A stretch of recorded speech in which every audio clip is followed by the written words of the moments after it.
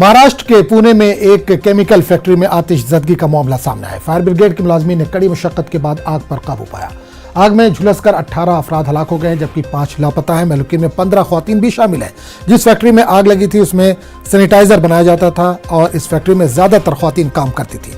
मरकज ने हादसे में महलूकीन के लाहिकीन को 2 लाख रुपए के मुआवजे का ऐलान किया है। पीएम मोदी ने भी इस हादसे पर गम का इजहार किया है।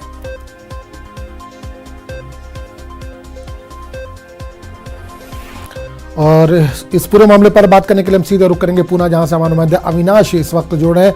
अविनाश, एक बड़ी खबर आई है कि एक केमिकल फैक्ट्री में आग लगी है, कई लोग झुलसकर इसमें हलाक हो गए हैं, मर गए हैं। क्या ताज़ा अपडेट है इस वक्त आपके पास? करीबन 2 से 3 बजे के आसपास घटना सामने आई है। शाम तक करीबन 15 महिला इसमें 15 महिलाओं की मौत होने का सामने आया था और करीबन 2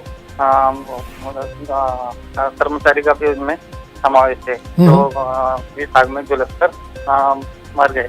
लेकिन इसकी घटना के बाद डिप्टी सीएम एक और इन्होंने मरने वालों के परिजनों को 5 लाख रुपए का मुआवजा देने का भी घोषित किया है। उसके साथ इस घटने का जांच के आदेश भी दे दिए।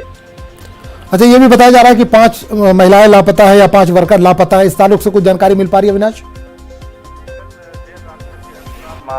इसमें रेस्क्यू काम चल रहा था, अभी भी कूलिंग का काम चालू है और अभी तक पूरा ऑफिशियल कुछ आंकड़ा सामने तो नहीं आया है। इसके लिए करीबन आज दोपहर तक के आंकड़ा और पूरी जानकारी सामने आ सकती है। बिल्कुल अविनाश, ये भी बताया जा रहा था कि सैनिटाइजर यहाँ पर बनाया जा रहा था। आग लगने की वजह क्या है, इस ताल्लुक से कुछ जानकारी मिल पा रही है? अभी तक कूलिंग का काम और रेस्क्यू टीम का ही काम चालू है, इसलिए अभी तक घटने की जांच अभी तक शुरू नहीं की है। लेकिन शायद दोपहर तक पूरा घटने की जानकारी सामने आ सकती है। चलिए अविनाश, बहुत बहुत शुक्रिया इस तमाम जानकारी के लिए।